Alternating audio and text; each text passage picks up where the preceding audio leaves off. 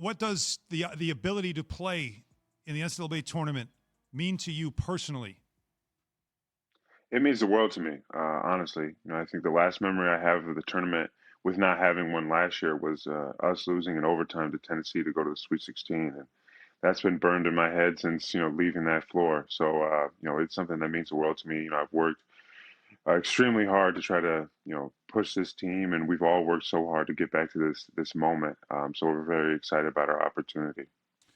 Luka, you're going to be National Player of the Year, man. I know that from one to another. I'm going to congratulate you early on that. Yes, I will project it. I wanted to ask you about how you dealt with something throughout the year. You got your jersey retired, man. Most times players, like I left college and then came back to get my jersey retired at Duke, but yours happened throughout your season. How was that experience ultimately, and how do you feel like you guys are ready for the tournament right now? Well, first of all, thank you. But second of all, it was surreal. I didn't expect it. It happened on senior day too, and I was already kind of an emotional mess on senior day as well. So, it just kind of all hit me at once. And I've just been so thankful that Coach McCaffrey gave me an opportunity to come here to the University of Iowa. There were a lot of coaches who didn't really see it in me. I didn't think I had the foot speed or the athleticism to be able to compete at this level. And he saw right through that and gave me a chance. And, I've just been really lucky and blessed to play with some of the guards that I played with because, a big man's nothing without his guards. I hear you, man. You guys in your region in the West, you're the 2 seed. Gonzaga's the 1 seed. You guys met earlier this year. I'm not putting the cart before the horse. Obviously, there's a lot of games in between those games. But, how do you guys look at your region, and how are you guys preparing for Indianapolis? I think the way we prepare is just so we're focused on Grand Canyon. We know they're a great team. They won the WAC regular season and postseason, which is very impressive. We know they're a dangerous team, and it's happened before, so we're really locked into making sure that we take it one game at a time. And especially as Coach McCaffrey, who's coached as a 13, 14, 15 seed, he understands that mindset. So we know that our main focus can't be on who we're playing in the Sweet 16, who we're playing in the round of 32. It's got to be just on Grand Canyon right now, and that's what we're locked into. The Big Ten has 9 teams in the NCAA tournament. How has how's playing in that conference prepared you guys for the next steps? It's been awesome. Truly, as a competitor, you want to play against the best. So it's been a lot of fun. But when you talk about how good the league is, on both sides during the Big Ten tournament, the semifinals were a 1 seed versus a 2 seed. So that's just the type of level of competition, in our league, and that's going to prepare us to play anybody else because we've seen it all.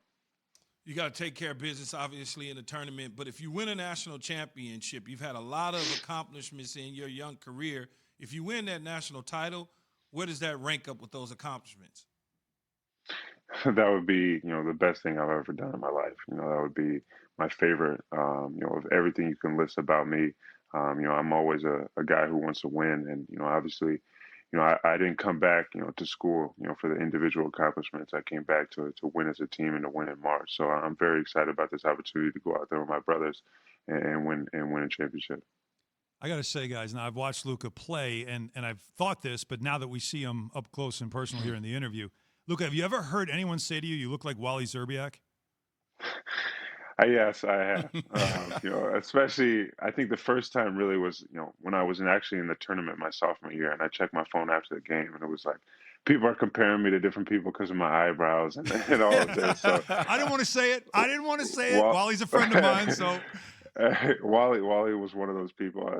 There were a lot, some people on Sesame Street. There was just a ton of people. So I don't know. But with that in mind, as Wally had himself a run all those years ago in the NCAA tournament, you're somebody the whole country already knows about. He was somebody that was, became a national phenomenon. You already are. But you're now in your senior year. Your eligibility is up. A lot of players will say, "Oh, I'll worry about this when I get there." But I'm just curious because this is my first chance to talk to you. Do you pay attention at all to NBA mock drafts? Do you pay attention to what they're saying about you and the NBA? Someone that has dominated the college game the way you have, and not really in a conversation as far as lottery pick or even in the first round. Does that stuff bother you? Is that a bit of a chip on your shoulder at all? Honestly, I've kind of been used to that my entire career. It's been the same way as I've moved on to every single level. And it was the same thing going to college. People didn't really see me as a high major guy. So, it's really It's not new for me. I know that, once I get there, I feel like I'm a hard enough worker that I'm going to do whatever it takes to be able to get on the floor and produce. And, I think that's going to be valuable to some team down the road. But, for right now, my main focus is just on winning in college. And I think I'll figure the rest out later. But, that's something that, obviously it's going to motivate me, but it's not something that's going to bother me or get in my head. Look, do you guys feel like you guys have a chip on your shoulder, that you're underrated, that maybe, people haven't kind of been sleeping on you guys as it relates to going into this tournament? I definitely think so. I think people, have counted us out at different points in the year. Obviously we had a rough stretch in the middle when we lost one of our starting guards, and I think ever since then people have kind of been doubting us. But towards the end of the season, we were the number one defense in the Big Ten, and that's what's been, everybody's problem with us was us on the defensive end, and that's what we improved to a very high level. So we're excited to continue to go out there and show how much we've improved on the defensive end, and obviously continue to display why we're, the best offense in the country.